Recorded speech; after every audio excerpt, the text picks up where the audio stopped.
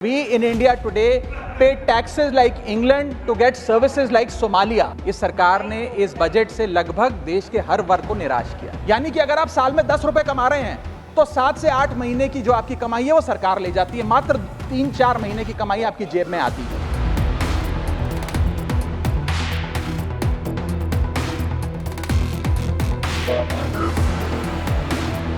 Sir, आमतौर पे देखा जाता है कि जब भी वित्तीय बजट देश में प्रस्तुत किया जाता है तो देश के कुछ वर्ग उस बजट से खुश होते हैं और कुछ वर्ग उस बजट से निराश होते हैं। लेकिन इस बार सरकार ने वो अचीव कर लिया जिसे अचीव करना संभव ही नहीं था। इस सरकार ने इस बजट से लगभग देश के हर वर्ग को निराश किया। They have manage to displease all sections of our society. In fact sir, Bharatiya Janata party के अपने समर्थक भी, अपने वोटर भी इस बजट से बेहद निराश हैं। सर, बजट 2024 में अगर आप सर इनको मुझे बोलने दीजिए, नहीं तो मैं if you want me to yield मैं बैठ जाता हूं सर। आप बैठो, आप बोलने दो। माननीय सदस्य, आप बोलो ना। माननीय सदस्य, क्या प्रॉब्लम है? कृपया बैठे। बैठो। क्या बैठ जाए? बैठो आप। प्लीज बैठिए। आप बोलिए छोटा सा, प्लीज कंटिन्यू बोलिए। सर, पिछले 10 सालों में टैक्स लगा कर सरकार ने एक देश के आम आदमी का खून चूस लिया। अब आप मानिए, आप 10 रुपए कमाते हैं, उसमें से 3-3.5 रुपए आप इनकम टैक्स के माध्यम से दे देते हैं, 2 रुपए 2.5 रुपए जीएसटी आपका चूस लेता है, 1.5-2 रुपए आपका कैपिटल गेन टैक्स लगता है, सेस सरचार्जेस 1-1.5 रुपए के लग जाते हैं, तो मात्र 10 रुपए में से 7-8 रुपए तो सरकार के खजाने में चला जाता है। तो आम इंसान को मिलता क्या है, आम आदमी को मिलता क्या है?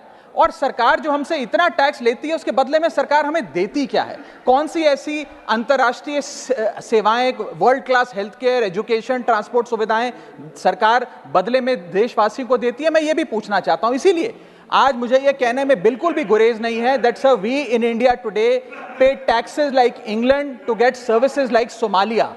सर मैं अपने इस भाषण को सर 2 भाग में बांटूंगा। पहले भाग में मैं सर सरकार की इतनी दुर्दशा 2024 के चुनावों में क्यों हुई और आज की आर्थिक स्थिति क्या है उस पर बात करूंगा, और दूसरे भाग में कुछ सुझाव भी सरकार को दूंगा।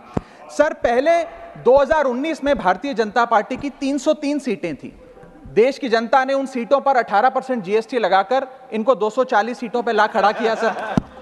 सर, इसके कई कारण बताए जाते हैं। कोई कहता है कि धर्म का कार्ड नहीं चला, कोई कहता है जातीय कारण है, तो कोई कहने लगता है कि टिकट डिस्ट्रीब्यूशन में कमी रही। सर, ये सब ऊपरी कारण है। मैं 3 कारण बताता हूं जिस वजह से भारतीय जनता पार्टी की ये दुर्दशा हुई। पहला कारण है इकोनॉमी, दूसरा कारण है इकोनॉमी, और तीसरा कारण भी है इकोनॉमी। सुनिए प्लीज, ये सर मैं बैठ जाता हूं। ये राष्ट्रपति के अभिभाषण पर चर्चा नहीं है, ये आम बजट पर चर्चा है। माननीय राघव चड्ढा जी, आपस में बात नहीं करें।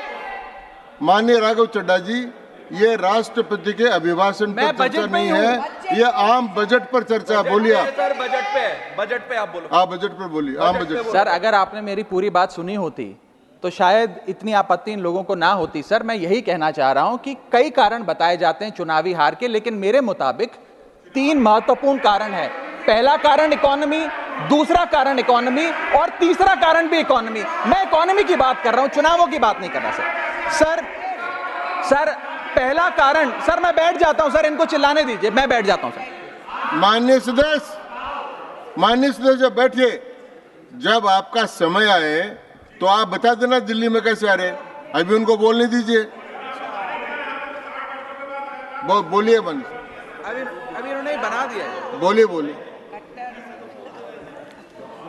सर, पहला कारण हार का है rural income and inflation. Sir, Bharat की 60% से ज्यादा आबादी सर गांव में बसती है, लेकिन आज सर सर ये ठीक नहीं है सर। इनकी तबीयत खराब है, इनके पेट में क्यों दर्द हो रहा है? इनकी तबीयत खराब है, क्या दिक्कत है? इनके पेट में दर्द हो रहा है, इनकी तबीयत खराब है क्या सर? आज आप बैठिए, बैठ जाए। माननीय सदस्य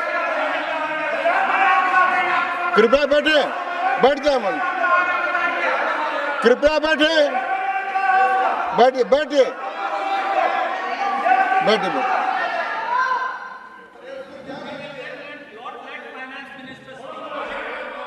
आप माननीय सदस्य डिस्टर्ब मत करें, इनको बोलने दें, आपको बोलने का अवसर मिलेगा, अब इनको बोलने दें। हाँ सर, मैंने 2.5 मिनट बोला, उसमें 5 बार इन्होंने इंटरप्ट किया है। मैं अपना समय सूद समेत इनसे वसूलूंगा सर। सर मैं आगे चलता हूं।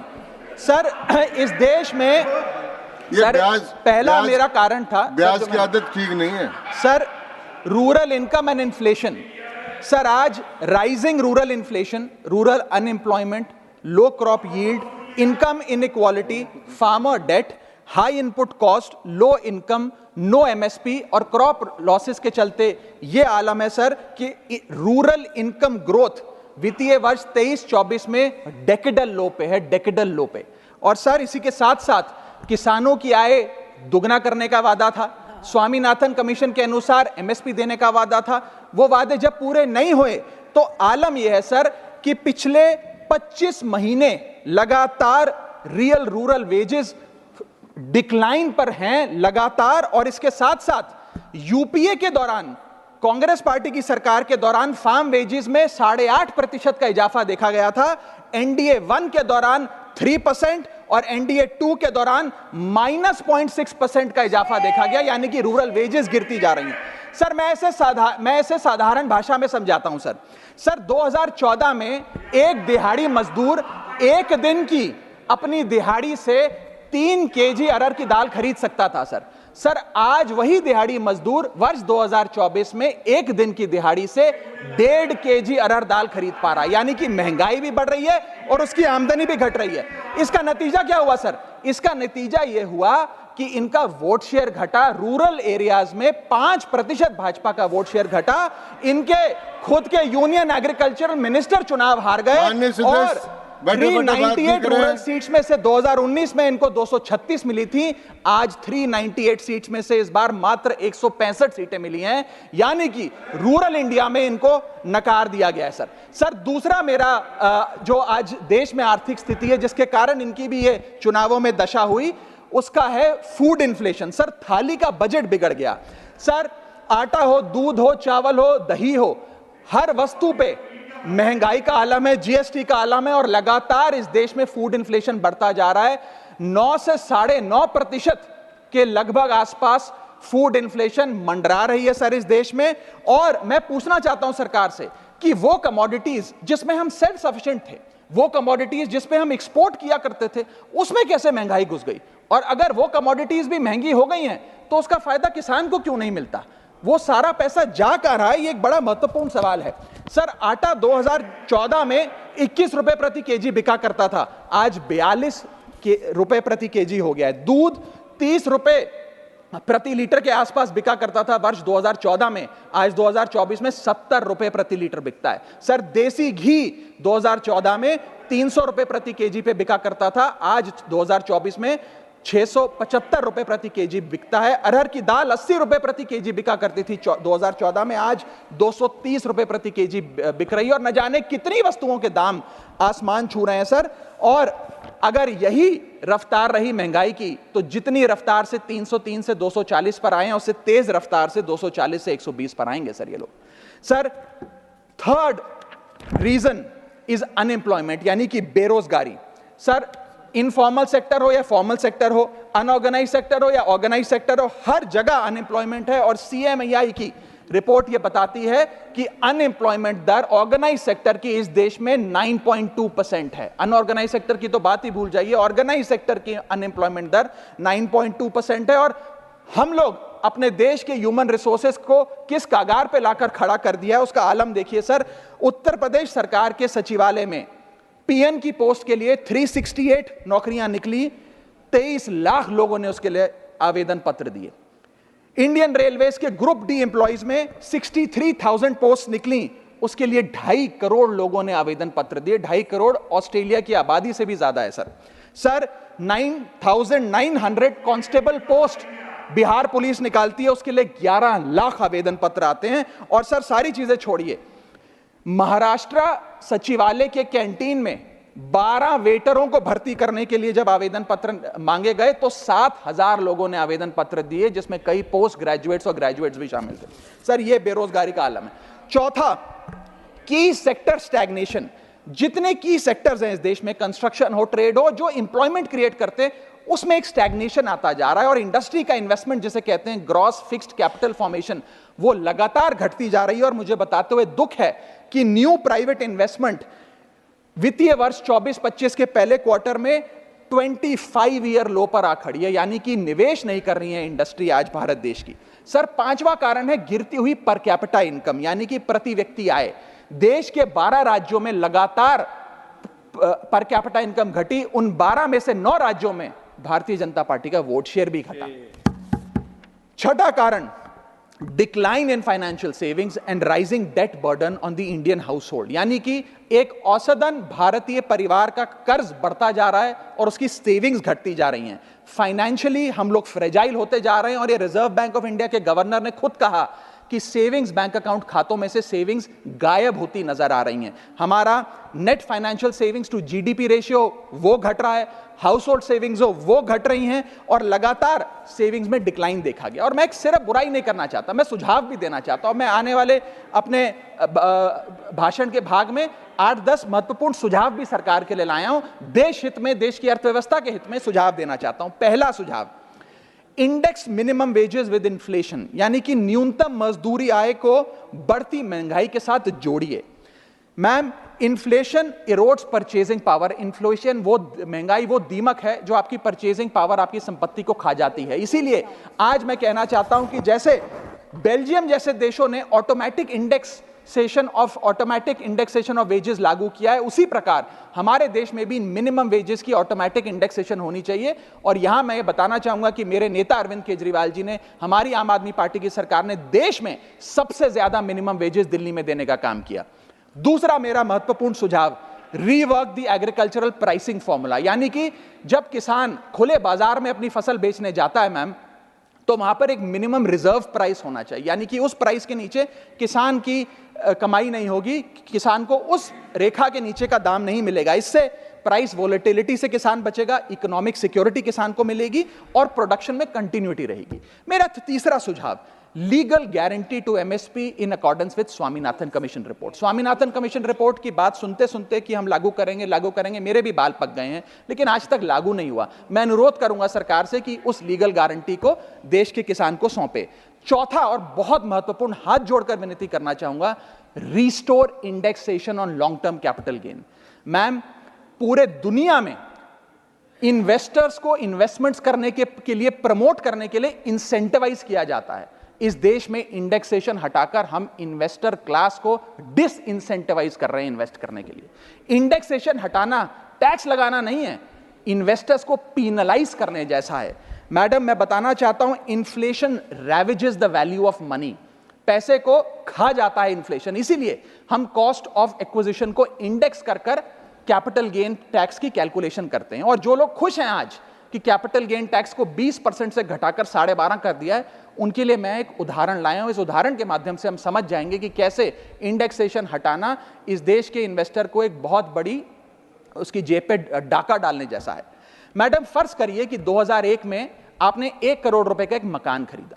वो मकान की दर 6% के हिसाब से बढ़ती गई उसकी वैल्यू, और आज वो मकान जो 1 करोड़ का आपने 2001 में खरीदा था, वो आज 4 करोड़ 17 लाख रुपए का हो गया। अब 2 सिनेरियो हैं, एक इंडेक्सेशन का सिनेरियो जिसमें आप बेचें उस पर टैक्स लगे, और एक नया सिनेरियो जिसमें आप उसे बेचेंगे तो नई रेट के अकॉर्डिंग उस पर टैक्स लगेगा। मैं पहले पुराने सिस्टम के हिसाब से, इंडेक्सेशन वाले सिस्टम के हिसाब से उस पर कितना टैक्स लगेगा वो आपको बताना चाहता हूं।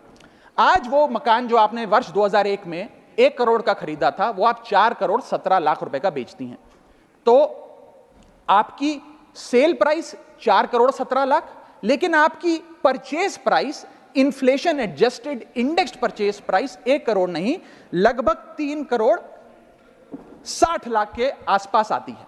यानी कि आपका sale price minus purchase price, जो प्रॉफिट ऑन सेल है, वो 54 लाख रुपए होता है।